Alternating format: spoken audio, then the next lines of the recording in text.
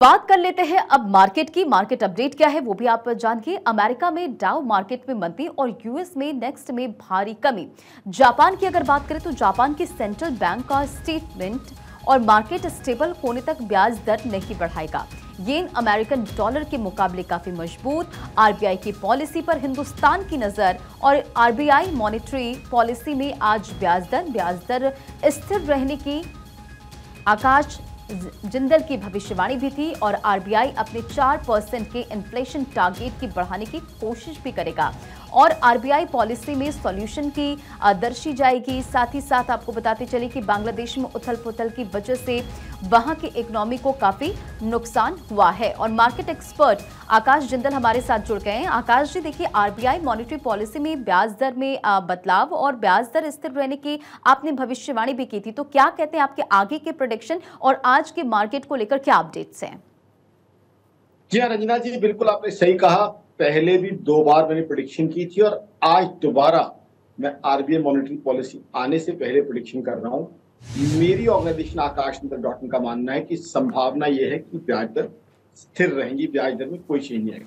देखिए, पहले दर्शकों को बता दूं, आरबीआई मॉनेटरी पॉलिसी का रेलिवेंस मेनली ये होता है कि क्या ब्याज दर में कमी या बढ़ोतरी होगी और इन्फ्लेशन को लेके आरबीआई क्या बोलते हैं, जीडीपी ग्रोथ को लेके क्या बोलते हैं। आरबीआई मॉनेटरी पॉलिसी कमेटी में आरबीआई के रिप्रेजेंटेटिव होते हैं और साथ ही साथ सरकार के रिप्रेजेंटेटिव होते हैं, जिनकी तरफ से ये फैसला मिलकर दिया जाता है।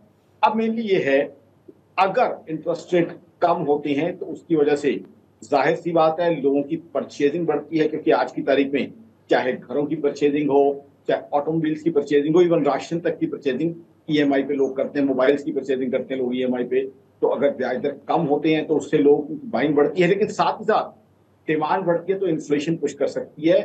और इसीलिए इसी बेसिस पे मेरा ये मानना है, मेरी ऑर्गेनाइजेशन आकाश का, कि अभी आरबीआई ब्याज दर शायद कम ना करे, क्योंकि अभी आरबीआई का मेन फोकस इन्फ्लेशन कंट्रोल पे रहने की संभावना है, महंगाई को कंट्रोल पे रखने की संभावना है। क्योंकि इन्फ्लेशन हम सब जानते हैं, जून के महीने का डेटा देखें 5.08 थी सीपीआई इन्फ्लेशन, और जुलाई की बात करें, जुलाई हम सबको पता है हिंदुस्तान के लिए वो महीना रहा है जिसमें काफी हिस्सों में बहुत ज्यादा बाढ़ थी, वाटर लॉगिंग थी, बहुत ज्यादा पानी की वजह से दिक्कतें थी, साथ ही साथ कुछ लैंडस्लाइड भी हुए। तो अब कुछ हिस्सों में बाढ़, बहुत ज्यादा हिस्सों में वाटर लॉगिंग, कुछ हिस्सों में लैंडस्लाइड, इसकी वजह से क्या है, गुड्स जो है, जो प्रोविजंस है, उनकी मूवमेंट जो है रिस्ट्रिक्ट होती है। जब सामान सही समय पे नहीं पहुंच पाता, जाहिर सी बात है इन्फ्लेशन बढ़ने की संभावना है। तो मेरे हिसाब से आरबीआई मॉनेटरी पॉलिसी कमेटी का तरजीह ज्यादा इन्फ्लेशन कंट्रोल पे रहेगी और शायद इंटरेस्ट रेट इस बार कोई चेंज ना हो। बाकी तो आज जो है